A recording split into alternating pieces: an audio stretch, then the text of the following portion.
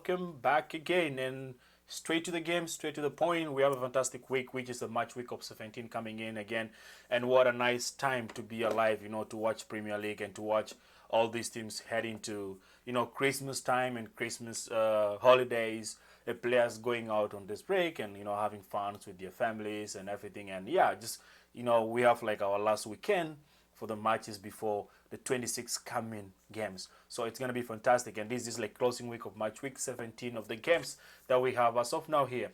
So without taking much time, is this I wanted to, by the way, if you haven't subscribed yet, just get into the channel. It's EPL in the 6, English Premier Leagues in the 6. It covers both content, especially the top 6. That's Tottenham Hotspur, Manchester United, Manchester City, Liverpool, Chelsea, and Arsenal.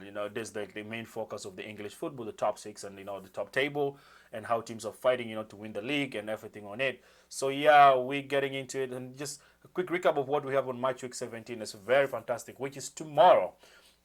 What do we have tomorrow? So the first game we have tomorrow is Newcastle vs Chelsea.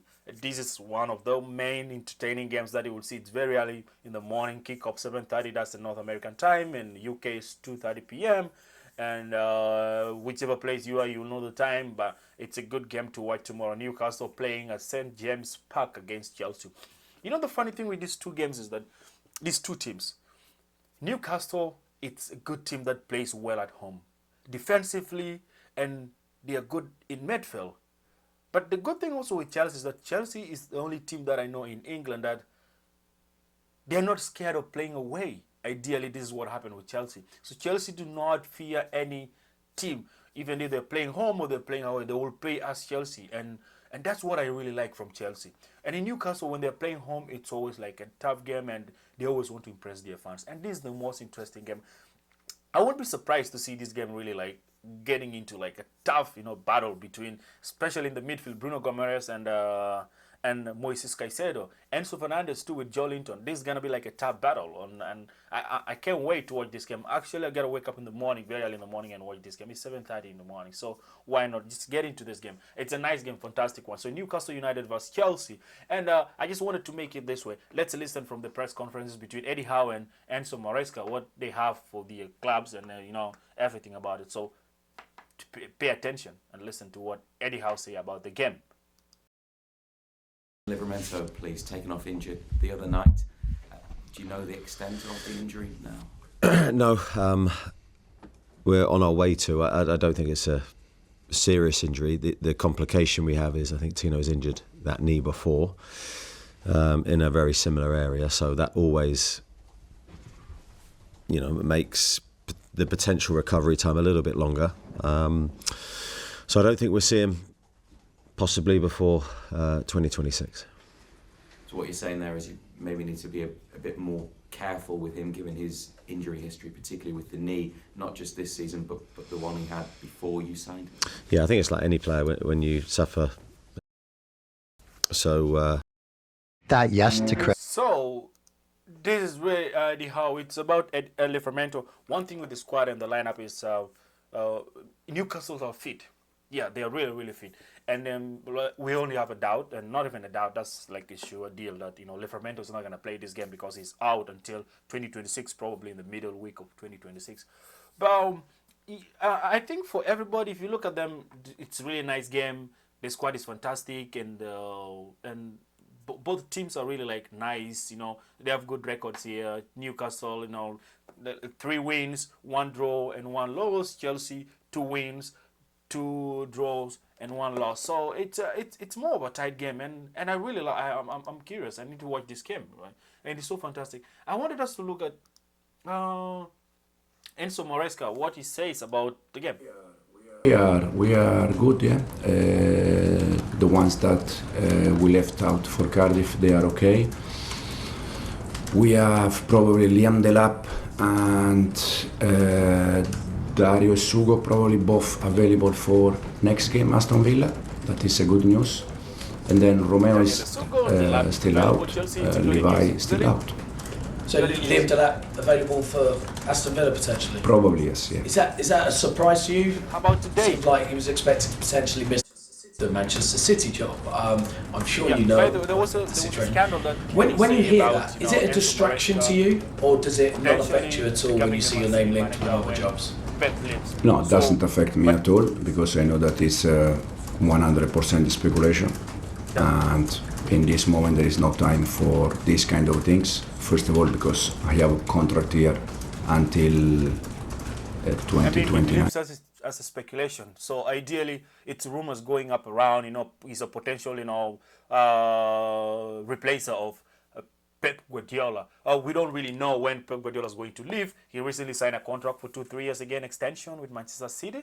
So again, if you look at all these 2, 3, 4, 5, 6, and 7, these are like rumors, speculations going on. But who will say no? Especially Enzo Maresca. When Manchester City call him, he's gonna go there. Come on, you wanna go to Man City? You wanna win the league because they have a high potential of winning the league as any other team in England, right? So I would say it's gonna be like a good. But these are the missing players again. The Esugo and Delap are not present for Chelsea. The rest of the players are available, but they're present in the next game. And so this from Maresca. And the next game, what do we have? We have Bournemouth vs Burnley.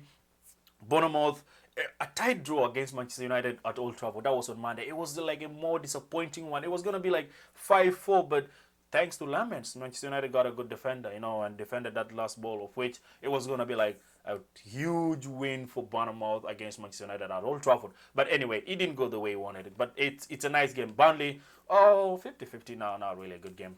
Brighton Hove and Sunderland. Woo! This is Sunderland after coming from the huge win, the victory against the opponent and the rivals. That's Newcastle United. It's like a moral boosting game, and I would see Sunderland again scoring these games, given the fact that Brighton and Hove Albion have a poor defensive record. So I would go for Sunderland here scoring probably 2 goals. If I was gonna bet, then I would say put 2 goals. Nothing much, no more than that. And this is so. But yeah, it's a nice game to watch. It's all the way in South Coast England, and the Seagulls will be really, really, proud to host this game and impress their fans as we go to this Christmas. Everybody want to go and celebrate the Christmas. Merry Christmas anyway. Manchester City, West Ham United. Ideally, Manchester City looks to be the the only victorious team here, even though like West Ham. I know West Ham is West Ham, right? But Manchester City definitely. No, why not? They're trying to narrow that gap and probably go ahead of Arsenal. When they win tomorrow, then they'll be top of the league. So they're all fighting hard to be topping the league just before Christmas. And at least when you're in a Christmas time, you're celebrating, you're on the top of the league. So the gap between two teams, Manchester City and Arsenal, it's going to be decided tomorrow. And yeah, Manchester City against West Ham, that's at 10 o'clock. And Wolves versus Brentford. Again, Wolves, I was really impressed how they played that game against Arsenal at the Emirates Stadium. Everybody, not only me, but everybody was expecting this game to be like more of 4 or 5 goals Arsenal is scoring. But the game didn't go the way everybody expected it. Instead, it came the other way around. Wolves really tied Arsenal into a draw until that last-minute goal. Anyway, Arsenal didn't score a goal. All those goals that favored Arsenal were like own goals. But Wolves scored the whole 3 goals. Anyway, they scored the 3 goals, but they didn't earn the point. That was unfortunate. But anyway, yeah, Wolves and Brentford, I would say, Brentford is more challenging. These guys are so tough, and they might really do something meaningful against Wolves. But I would also say Wolves can they are looking for first win. They started the Premier League, they never won a game, only just 2 draws, and the rest are just lost. So Wolves will do something better. Tottenham Hotspur and Liverpool, most interesting game here. Tottenham playing home. Again, they are so weak when they are playing at home. So Tottenham Hotspur playing at home, they don't really play well. Liverpool at the other end also, when they're playing away, they do fantastic. But when they go home, Liverpool also do not perform well. But it's going to be an interesting game, a nice game to watch. Ideally, it's going to be a good game to watch. And yeah, why not? It's a London Stadium. And let's listen to my guy, Thomas Frank, my favorite guy, what he says. I think it's the same players available. No one new is available for Scott. Yeah. And let's reflect a bit on the Forest result. Obviously, a tough result for you last weekend. But what do you feel you've learnt about your team from that game? I think it was a bad performance. Not 2 ways about it. I think there was a couple of things in it. It seems like we lacked energy to produce again. That was one element. And I think it was very not a particularly good football game for any of the teams until our mistake. So when you lack energy and you... Same squad is available. The absent players are also like Kulusevski and maybe a few of them, but same squad that is present, and they're going to be playing against Liverpool. So we move on from Mo Salah, the headlines, Liverpool. And just curious, was the last game at Anfield be Salah's last game at Liverpool? Not sure though, but we'll see. He's gone for AFCON, African Cup of Nations, so we'll see. But either way, when you watch that game and when he was moving around the field, clapping, applauding the fans and moving around like what Jurgen Klopp did when he was leaving Liverpool. So I think that was signaling us, like giving us some signals of either that's the departure or not, and maybe it was his last game at Anfield. And he really played well. We don't know. Was it the last time to play at Anfield? Maybe. We'll see from there. Anyway, we move on from Salah. Just what, as you can see from the headline, Arne Slot saying it. We move on from Salah and let's focus on what is present. Listen to him ahead of the game against Tottenham Hotspur at London Stadium. While he's away on, is there anything still needed in that respect, or is it just a case of when he returns, he just goes straight back in as well? No, I've said last week, actions speak louder than words, and we moved on. He was in the squad, and he was the first substitution I made. But now he's at the AFCON, playing big games for himself, but also for the country. So I think it's fair to them, but definitely also for us, because we are going to play some very important games, that all the focus is for him over there. And there should not be any distraction of me saying anything about his time here at Liverpool, because what I said, we've moved on after the Leeds interview, and he played against Brighton, and now he's there. So it's fair for that country and for him, and also for us, to talk for us about Tottenham and other games, and for them to be fully focused on their tournament. So how is the squad looking availability-wise with the Matchweek game, bringing in particular Joe Gomez, Dominic Szoboszlai, okay, with that ankle injury that he had? Is Jeremy Frimpong available once again? Cody Gakpo as well, where's he at? Well, he had a scan that looked promising, so that means that we're not that worried anymore as we were maybe 1 or 2 weeks ago. So that means he might come back a bit earlier than expected 2 weeks ago. But so yeah, the rest of the players available, probably Joe Gomez and everything. But yeah, we're going away from Salah. We don't want to talk about Salah anymore. Let's talk about the games that are going to be played when Salah is away, and that's what Arne Slot has said. So these are like the main games of attention that is going to happen tomorrow. Then again, after Liverpool and Tottenham, then Arsenal will be traveling to Hill Dickinson all the way to Liverpool to play Everton. And this is going to be like a tough game. Arsenal trying to secure the top position before the Christmas, and Everton always trying to be standing tough on that ground and winning games.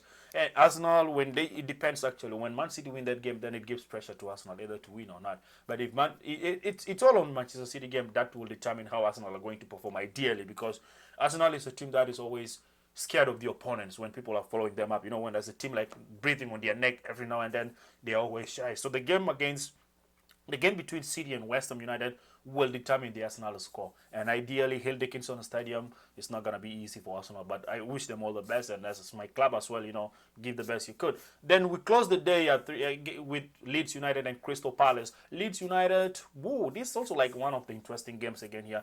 Crystal Palace has been like, a little bit, messy, like they have been kind of down, like under the weather for quite 2-3 weeks now, but I think maybe they will find a solution to that. They'll wake up again and be like, no, let's go Crystal Palace, let's go the Eagles, and we'll do the best we could.